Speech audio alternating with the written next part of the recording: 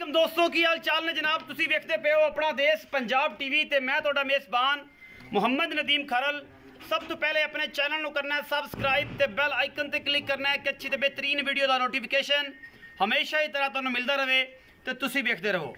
अज की जी वीडियो है लाजवाब होने वाली है, वीडियो नू आखिर तक देखिया जे।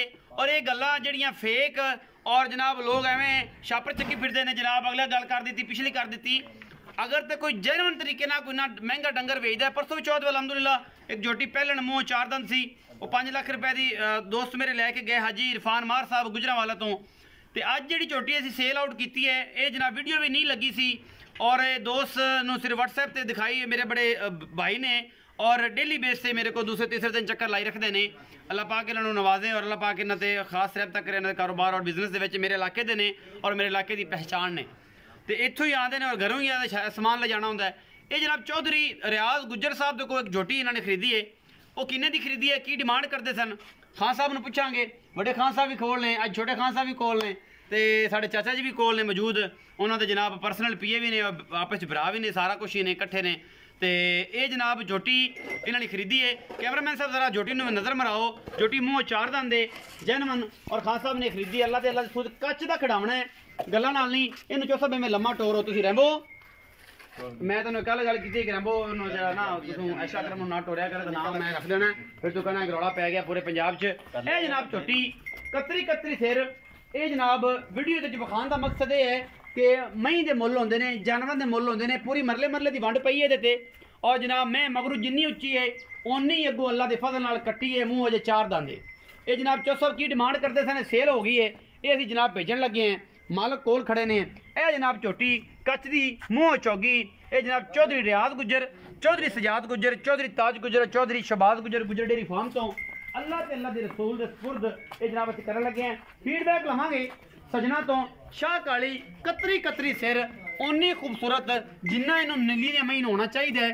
और ये जनाब अल्लाह के फजल नाल ये सेल हो गई है और जनाब ये जा रही है। डाला भी विखावांगे, एवें मजमूई गल्लां नहीं करांगे और बाकी मामलात नहीं करांगे कि जनाब असीं यह कर दिता तो वो कर दिता। फीडबैक बंदियां तो लवांगे जिहड़े मौके जिन्हां साइयां ने थुक ला के पैसे गिण के दिते ने और साइयां ने गिणे ने अगा पूरियां तसलियां करके।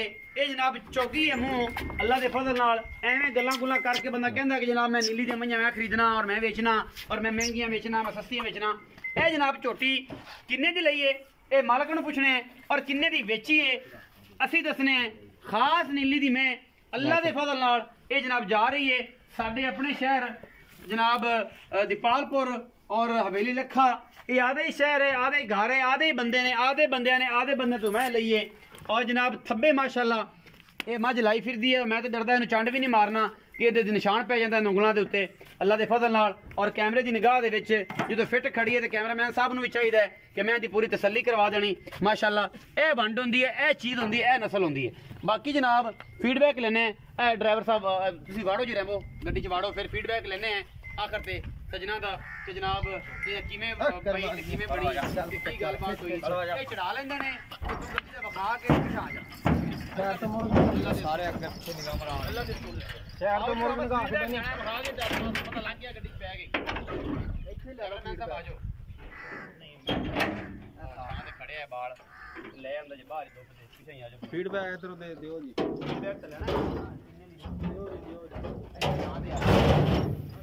कमला पर निकल गया। चलो कोई गल आ सब आओ सज्जे हथ नाल आईफोन ली फिर 12 प्रो ते तुसी विच अच्छा चाचा जी भी कोल है जी। खान साहब जरा ये दस्या जी पूरा नाम डिटेलन मैं पसंद आई जुड पाया मैं किवें लई ये की मुल करदे आए आपां किवें लई की गलबात ये सारा कुछ दसना है।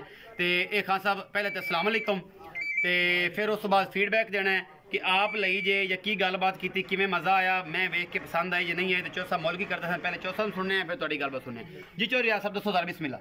सर जी असी मुल झोटी का किया 7.5 लाख रुपये। अच्छा जी ते झोटी पहला सूआ सुनी मूँह चो चौगी है जी। ते डॉक्टर साहब ने दसिया इन्होंने माड़ी लिंक बना के अपने दोस्तों को भेजी है तो वो साढ़े को आ गए है जिथे साडा सौदा होया असी इन्होंने सेल करती है 6.5 लाख रुपये 6.5 लाख दी पैसे असी ले ले जी ते मझ इन्होंने अपनी गड्डी चढ़ा पास कर ली। पहले मुँह चौगी पहले मुँह चौगी है खास नीली दी खान साहब ने भी दिखाई है, तुसी आप भी चेक की भाई हुण तसल्ली की हर पासे ਮਾਸ਼ਾਅੱਲਾ। Thank you so much. Khan Sahib ਜ਼ਰਾ ਦੱਸੋ ਡਿਟੇਲ ਨਾਲ ਦੀ ਗੱਲਬਾਤ ਕਿ ਜੋਟੀ ਤੁਸੀਂ ਲਈ ਏ, ਜੋਟੀ ਪਸੰਦ ਆਈ, ਜੋਟੀ ਨੇ ਰੂਹ ਰਾਜ਼ੀ ਕੀਤਾ, ਨੀਲੀ ਵਿੱਚ ਫਿਰਦੇ ਹੋ, ਐਵੇਂ ਲੋਕ ਗੱਲਾਂ ਕਰਦੇ ਨੇ ਤੇ ਐਡੀ ਖੂਬਸੂਰਤ ਜੋਟੀ ਅਜੇ ਇਹਨੂੰ ਮੇਕਅਪ ਵੀ ਨਹੀਂ ਹੋਇਆ, ਤੁਹਾਨੂੰ ਪਤਾ ਹੈ ਕਿ ਜ਼ਰਾ ਨਾ ਅਜੇ ਉਸ ਪਾਸੇ ਨਹੀਂ ਕਿ ਨਵਾਈ ਵੀ ਨਹੀਂ ਕਿ ਉਵੇਂ ਦੇ ਦਿੱਤੀ ਅੱਲਾ ਦੇ ਬੰਦੇ ਤੇ 100 ਨਜ਼ਰਾਂ ਵਾਲਾ ਫਿਰਦਾ ਜਾਂ ਕਿ ਵੇਂਦਾ ਤੇ ਪੱਥਰ ਪਾੜ ਨਜ਼ਰ ਆਉਂਦੀ ਪਾਰ ਉਹ ਚੀਰ ਪਾ ਦਿੰਦੇ ਪੱਥਰ ਵਿੱਚ ਵੀ। ਤੇ ਕੀ ਫੀਡਬੈਕ ਦਿੰਦੇ ਹੋ? ਆਪਣਾ ਦੇਸ਼ ਪੰਜਾਬ ਤੋਂ ਤੀਸਰੀ ਚੌਥੀ ਖਰੀਦਦਾਰੀ ਤੁਸੀਂ ਕੀਤੀ ਹੈ ਤੇ ਕਿੰਨੇ % ਮੁਤਮਿਨ ਹੋ ਤੇ ਸੱਜਣਾ ਨੂੰ ਕੀ ਮਸ਼ਵਰਾ ਦਿਓਗੇ?